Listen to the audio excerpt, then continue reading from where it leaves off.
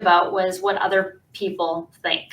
And unfortunately, for our parents, it seems like that people out in the community are more than happy to give their opinion of how your parenting skills are going, more so than if you're just a parent of a typical child, because oftentimes our kids will have meltdowns in public, or they are not seen as the achiever in the school. They're usually the underachiever in everything.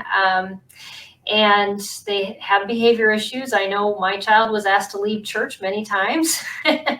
And, you know, what do you do with that? And what is some advice you have for our parents on how to build their confidence in the midst of these times when other people are looking at them and saying, you just aren't doing it right? Yeah. And I think that would be so easy to, the easy answer is just don't listen. I mean, obviously that's the easy answer, but, Mm. and I, how do I say this politely? Um, you know, growing up in youth ministry, in the Christian bubble, we all Right. want to fix everybody else. Yeah. And Mm-hmm. so it's easy for us to look and say, well, before we know all the information, Mm-hmm. that child needs some discipline. It must be a parent problem. Right. We hear that So, a lot. right. And so you're not disciplining your child correctly Mm-hmm. because that's an easy go to excuse. Yeah. But I think also it's understanding that the people doing this are also broken people. Yes. Oh, And that's so true. it makes me feel better when someone else's kid is worse than mine. So Right.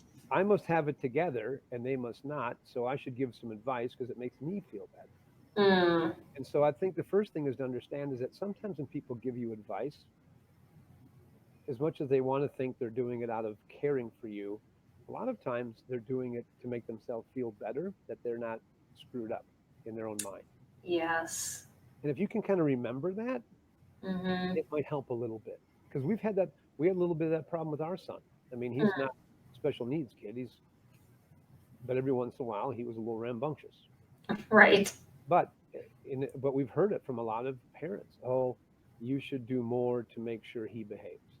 Mm. Oh, he's a really good kid. He just has a lot of energy. Right. Um, but pile that on, magnify that a million times with the special needs child who has physiological different things going on in their brain and their system Right. that they have absolutely no control over. Mm-hmm. And neither do the Exactly. parents. Mm-hmm. And when you understand that as a human being, then you want to show grace and mercy. And a lot of times, parents, we quickly don't have grace or mercy for others. Yeah. And it's easy to say just ignore them, but I think the deeper thing is understand that they're coming from a point of maybe they lack confidence themselves, and this just makes them feel better to see somebody worse off than they are in their own mind. It's a very, yeah. It helps when you look at it in that perspective, because we